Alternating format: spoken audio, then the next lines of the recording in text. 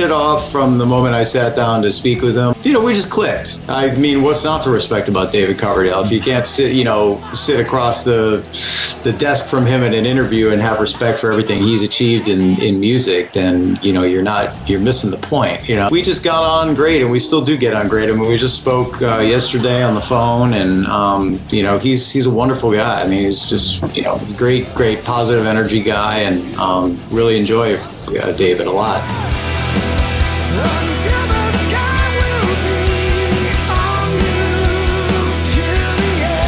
And oddly enough, one of the songs on there, I wrote the guitar riffs for when it was still Doug and Jack Blades. So I had kind of given Alessandro like a songwriting idea because he said, "You got any riffs that might fit with Revolution Saints?" And so I gave him one, and ended up making the album with me actually in the band, which is kind of a funny story. And I think, Doug actually recommended me because I think Doug was kind of looking to dedicate more time to Dead Daisies and said that they should get me to do it. And so, Doug and I have a great relationship, contrary to what people might think about. Sometimes people take over for people in bands. They think we're supposed to be like mortal enemies or something. Well, this is like the second time you've replaced him now, isn't it? Yeah, but he's a great cat. I mean, we've gotten along too from the moment I met him. Doug's been nothing but great to me. In fact, on the Monsters of Rock cruise, we played basketball together on a team. We had the team of rockers. It was Doug and myself, Gary Sharon, Nuno Betancourt, and Richie Kotzen. We were the basketball team, so the rocker team that took on the cruisers.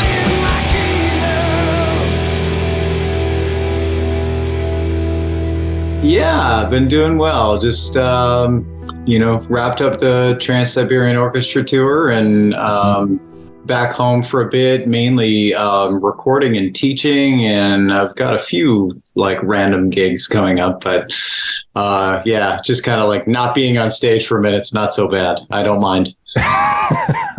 After 8 shows a week for 7 straight weeks or whatever it was, that's kind of a welcome break, actually. No, I get it, man. So I'm here with Joel Hoekstra. Thank you very much for joining me, Joel. Thank you for taking the time out. Appreciate it. So on the show, I like to kind of start off by taking a look at the early years of a musician. So with that in mind, what was the thing that kind of first got you into wanting to play guitar in particular? Angus Young, my parents had me doing cello and piano at a young age because they're both classical musicians. And then basically saw an AC/DC video when MTV had just kind of started and was like, that's the coolest person I've ever seen in my life. I want to be that guy. So turns out I turned out about a foot taller than him or something. But, nonetheless, I still admire him and think he's the greatest rock showman ever, really. I mean, he's quite amazing. So you think about it, you've never seen a minute of that guy taking it easy up there, have you? No. All the world tours and everything, it's pretty amazing that he sustained that. Yeah. I mean, that kind of ties into my follow-up there. I usually kind of dive into the band that kind of you really connected with growing up. I think everybody has that band. I mean, obviously, I presume it'll be AC/DC. Yeah, AC/DC was definitely the first love. And then, Black Sabbath, Ozzy, Iron Maiden, Scorpions. Those were all like the stuff right out of the gate that grabbed me, and like basically heavy metal, And then, my horizons just kind of broadened as I went. I got into, more melodic bands like Boston and Foreigner and Journey and, bands that weren't necessarily heavy metal, but like great musicians that rocked. And that kind of bridged into like, the progressive bands. As really liked Rush and Yes and all the guitar stuff. I grew up in that big instrumental guitar era. So it was like, the Yngwie albums and Joe Satriani and Steve Vai and Steve Morse, that stuff was all a big part of it. And classic rock. I grew up listening to a lot of 70s stuff and even 60s stuff. You know, we had a couple great classic rock radio stations in the Chicago area where I grew up. And so I, you know, grew up equally influenced by Led Zeppelin and Pink Floyd and Jimi Hendrix, you know, would be the first ones that come to mind. But like, you know, classic rock, very open-minded to all of that as well, was a big part of my influence. So you kind of, if you put all that stuff together, you kind of get where I'm coming from. I mean, it's interesting because, you know, you obviously grew up in that era where it was that, you know, the classic guitar hero. You know, it's, you know, you got as you say there, your Angus's, and a bit later, you know, your Eddie Van Halen's, and you know, you don't see as much of that now, kind of like that standout guitar hero. You know, it's interesting. It's that little window of time. Yeah. Well, I think, you know, times have changed. You see a lot of that online with people going the technical route all the time, or a lot of these fascinating videos where people have worked out one-man versions of songs and things of that nature. But, you know, I feel like the days of like the David Gilmour is kind of like what we're missing right now. The player that kind of connects with people on a song level, and becomes the guitar hero that route. But you know, hey man, I think it's all great. Anything that gets people playing music and like working on music, and the new generation of shredders are very inspiring for me to watch and see. And, you know, it's great. I think it's awesome that people are still working on music and putting in the effort. Jumping forward a bit, of course, you first joined the Trans-Siberian Orchestra, I believe in the latter half of 2010. How did that kind of first come about? I mean, as obviously we just touched on it there, it's kind of, having read, it's kind of become part of your winter holiday tradition that you have these kind of yeah, Alex Skolnick had long held the position and needed to take a year off to tour with his jazz trio. And I had a couple of friends in the band put my name in and say this would be a good guy to check out. And I auditioned first with Al Petrelli, the music director, and that went well. And then with Paul O'Neill, the founder. So yeah, those both went well. And the next thing I knew, I was in TSO, which at the time was kind of like, is this too much? Because I was playing with Night Ranger and I had just gotten the Broadway show Rock of Ages. So I thought, well, I've got these two gigs that fit great together because I could take off at Rock of Ages when I needed. And I thought getting Trans-Siberian was the first time where I was going to have to say to Night Ranger, I'm not going to be able to make it in November and December if I do this tour.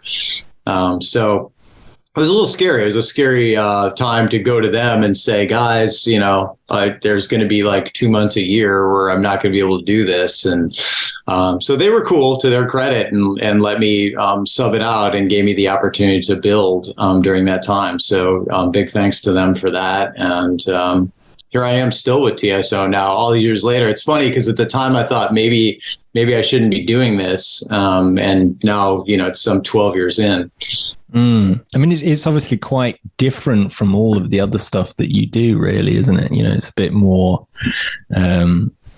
you know, it's not the conventional choice, I wouldn't say. No, there's nothing conventional about TSO. I mean, it's everything is very like extravagant and huge and gigantic, and you know, it's a massive production. So, you know, I think, you know, it's important to recognize that all gigs you get as a guitarist are going to have their pros and cons. It's important to focus on all the pros with every gig. And, you know, TSO gives me the opportunity to play for arenas twice a day with a bunch of great, very talented people in that band. You know, I mean, they're all just great guys and girls or women. So having the opportunity to get to know all of them, that's quite a talent pool in Trans-Siberian Orchestra. I mean, there's some extremely talented musicians in there. So I'm honored to be a part of it. And all these years later, so that's, you know, those are the big pros for me, having that, you know, this awesome connection with all the musicians there and getting out, and they got an amazing fan base, very dedicated, very diehard. You know, they come out to multiple shows and they're there every year. It's a tradition. And so there's a lot of great things about being in Trans-Siberian Orchestra. I'm lucky to be there, really. I mean, I imagine being, surrounded by all these kind of top caliber musicians. It's just like a great experience, to maybe kind of expand your horizons all the time if you're getting these people that are just of another level. Yeah, well, it's a great networking experience because, I mean, a lot of the things that transpired in my career, getting to know Jeff Scott Soto there better on a personal level. We had met each other and we were kind of friends, but we got to know each other a lot more through being at TSO rehearsals together. Jeff tours with the West Band and I tour with the East Band, so we technically don't tour together, but spending that time with him certainly helped to, lead to me working with him on his Damage Control album and start our relationship with him working in Joel Hoekstra's 13. And so, and many other people, Dino Jalusic, getting to know him and bonding with him and working with him. And, I've made guest appearances on Jeff Plate, our drummer's album from his new band, Alta Rain, and Chris Caffrey on his Spirits of Fire record. So, I mean, it's a great experience for just getting to know a lot of musicians, a lot of very talented people and bond with them and get additional opportunities. Of course, speaking of opportunities, obviously in 2014, you joined Whitesnake. Can you remember, when you were kind of first approached for the role and kind of what was going through your head at the time? I mean, I'd be like, this is unbelievable kind of moment. It would be surreal. It was really me. I was really pursuing it. I mean, I found out Doug was leaving and I just wanted to get an audition. And so I sent some existing video links to Reb, who I had a friendship with already, and said, would you be willing to pass these along to David? I'd like to just get an audition. And then I didn't hear anything at first. And I thought, come on, who else would know David that would get me an audition? And I happened to think of my friend Phil Carson, who manages the band Foreigner and also managed Dee Snider. And Dee Snider was in Rock of Ages for a bit. So Phil was around and we had a bit of a friendship. I filled in for Mick Jones on very short notice in 2011 for a stretch with Foreigner. So Phil wrote David and got me a proper audition. And that was, everything went well. And so it was really me kind of going after it more than it was David pursuing me. I mean, obviously you've just finished the farewell tour. Looking back on that and, having performed and worked with David Coverdale, it's, what was that? Is there a highlight for you? Is there something that David was great from the get-go.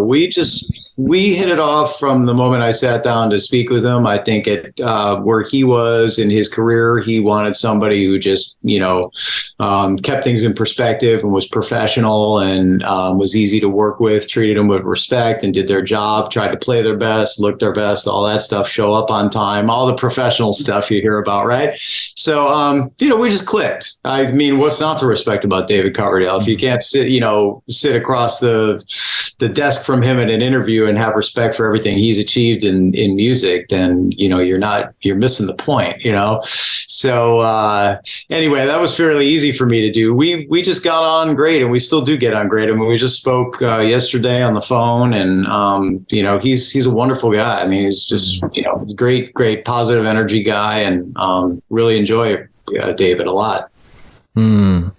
Is it, obviously playing in these huge kind of arenas and stuff, is it a bizarre thing for you, or does that kind of come natural? I mean, I spoke with a guy the other day called Cormac Neeson from The Answer, and he spoke about, he came out supporting AC/DC and it was like 100,000 people or something, and it's like this kind of weird surreal moment. That worked out well for me because, when I started doing the bigger places, it was with Night Ranger, and we were quite often, if not the first of two bands, the first of three bands. So there was that kind of thing where, you could be playing for 20,000 people, but people are kind of finding their seats. And so you kind of like want the seats full, you're like, where's the 20,000? Some of the shows are better than others. You get out there and there's more people in their seats. And, but that got me acclimated to playing bigger venues.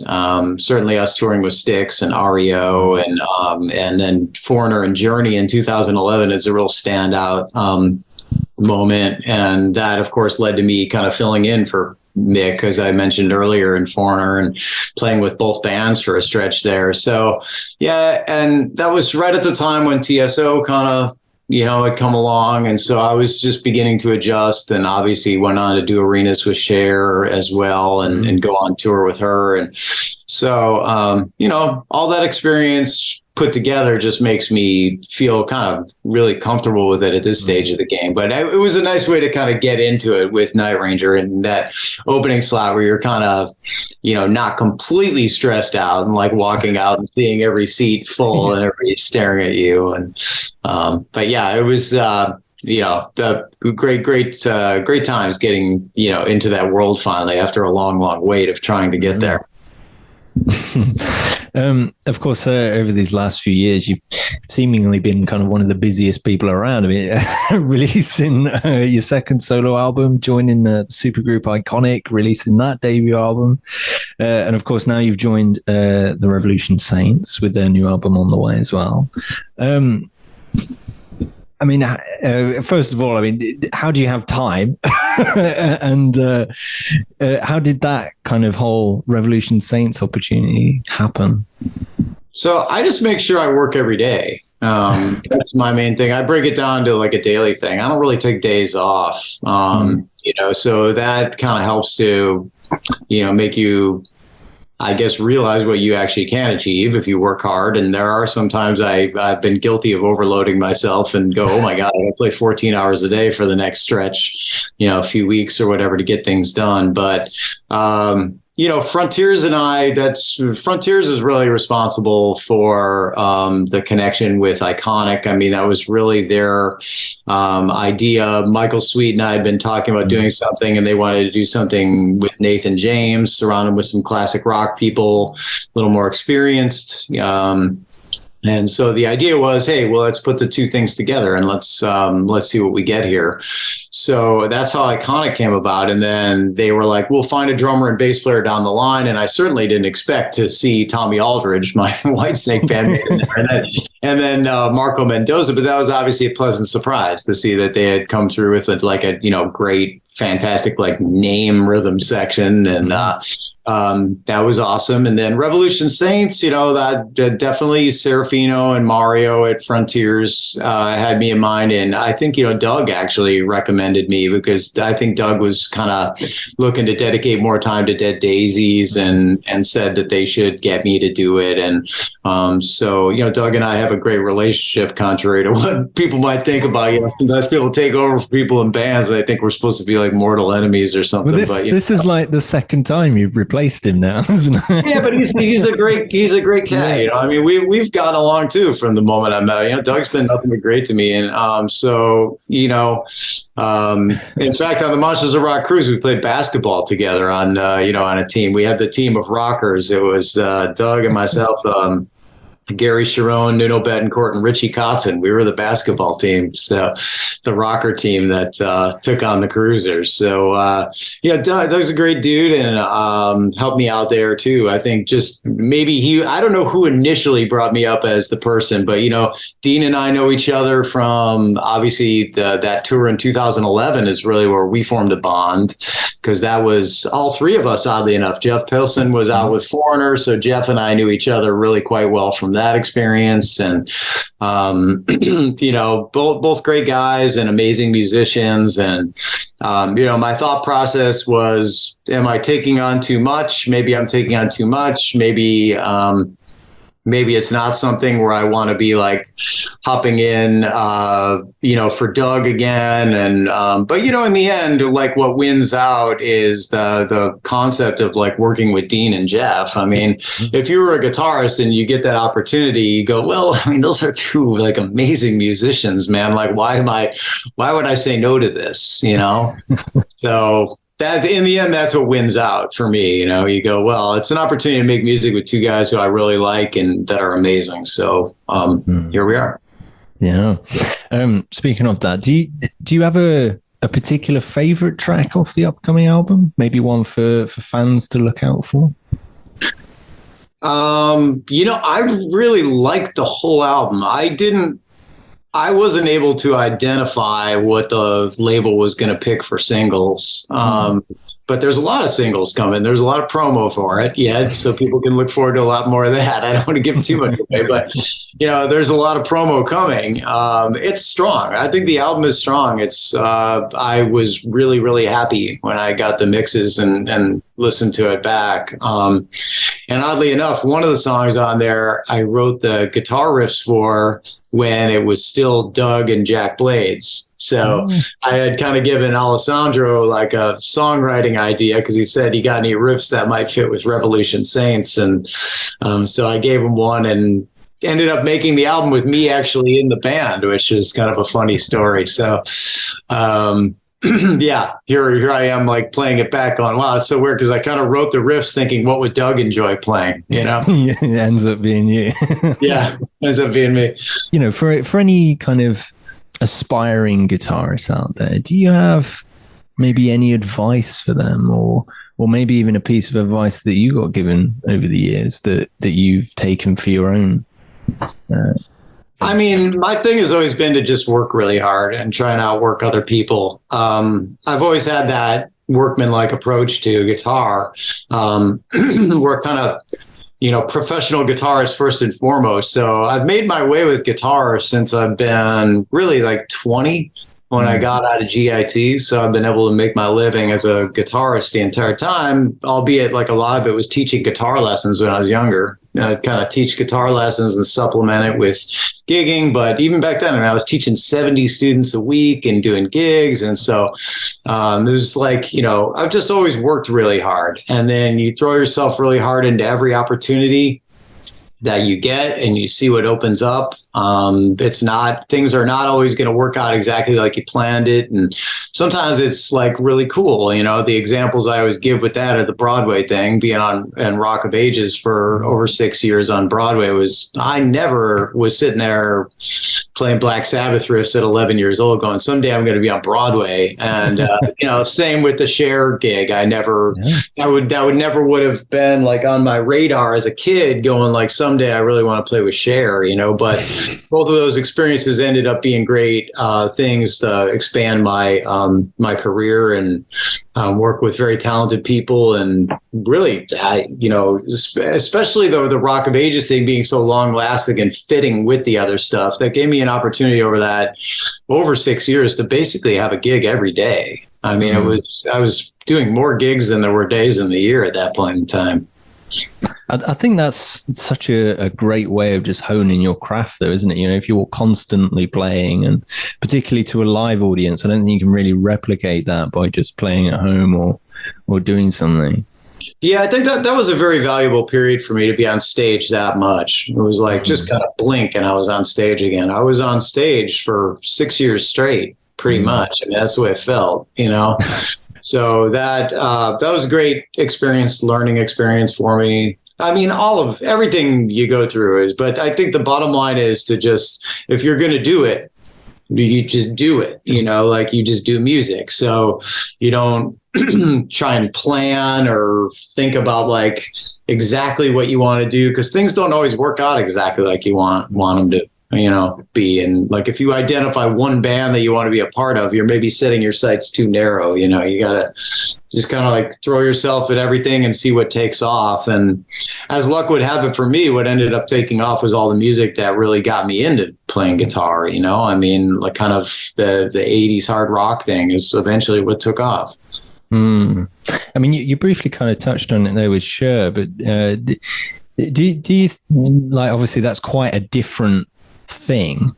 Do you feel that, just having that new experience is kind of, like just taking these opportunities and going with that, do you think it's kind of expanded your repertoire and Yeah, without a doubt, man. Just trying to go after different gigs. And, where I grew up in Chicago, that was kind of the definition of what a good guitarist was, that you were able to kind of cop all the different styles and play different types of gigs. And, being open-minded helped me out a lot. Like, I have done a lot of stuff that people aren't necessarily aware of, like playing in acid jazz bands in Chicago when I was younger. And I've backed up countless singer-songwriters on acoustic gigs and like are in their bands or played on their records. And I was in a hip hop band for a while, and we opened for The Roots and opened for Ludacris and Kanye West. And I mean, all these are great experiences for me just to like kind of become a well-rounded musician, and it's I don't regret any of it. It's all kind of helped me just to have a good mind for like what's appropriate, what's tasteful to play, what fits the gig. How do you work well with others? How do you fit in? There you go. That's really cool. I think that's really useful to have that, to kind of transcend these genres. I think that's a great way of creating something new out of it as well, if you're looking at working on material, Yeah, I mean, for me, like I said, the most important thing was pro musician, and that was like the rock star thing is like frosting on the cake, having anybody say that you are or perceive you as such is great, but for me, it was like, I want to get through life with my guitar as like the way my job. Like, I don't want to have to go like wait tables or I would have been screwed, man. I don't have any other skills. I mean, this is it. So I didn't give myself any plan Bs, and I just worked really hard. And there were some tough years, of working a lot and gigging a lot, but not necessarily being successful and kind of, going to every family gathering as the loser of the lot. And, so there's all that stuff. I'm that same guy that like, oh, there's a lot of struggling musicians out there that think we don't get it. I get it, man. It took me a long time for things to open up. And, now that things have, that just inspires me to work all the harder, because you realize like, hey, hard work is really what made this happen. A question I always like to finish on, ask every guest that comes on. It's a bit of a hypothetical one. If you could tour with one band from the past and one band from the present, who would they be? Gosh, man. Everybody struggles with this. Yeah, I don't know, man. That's a tough one. I mean, I think I'd look wildly inappropriate, but I think it would be such great fun to, play an AC/DC still, because that's kind of what got me started in it all. I think it would be great fun. Just play some, straight ahead rock and roll, and I would love that. I'd love to like be the backup guitarist for like Trevor Rabin or something like in his band, I think, from Yes. And I like Trevor's so talented, man, as a producer and a guitarist and singer and songwriter. And that's somebody that I would love to like back up in their band someday. Gosh, I don't know. That's the first couple of people that kind of come to mind, but you never know, man. I like to stay open-minded. Like I said, as long as the people are talented and like positive people, like cool people to work with, that you're not, feeling miserable about life. It's supposed to happen. That's never happened to me, but I hear about some nightmare scenarios out there. For the most part, I've been really lucky. I feel like I end up in situations where I'm treated well and people have been cool to me. No, that's really cool. Well, thank you very much for joining me anyway, Joel. And obviously, for those that want to check out the latest Revolution Saints single, the link is in the description below. And apparently there is going to be many more promos and singles coming. So, yeah, thank you very much, Joel. Awesome. I really appreciate it. My pleasure. Thank you. Appreciate the support. Yeah.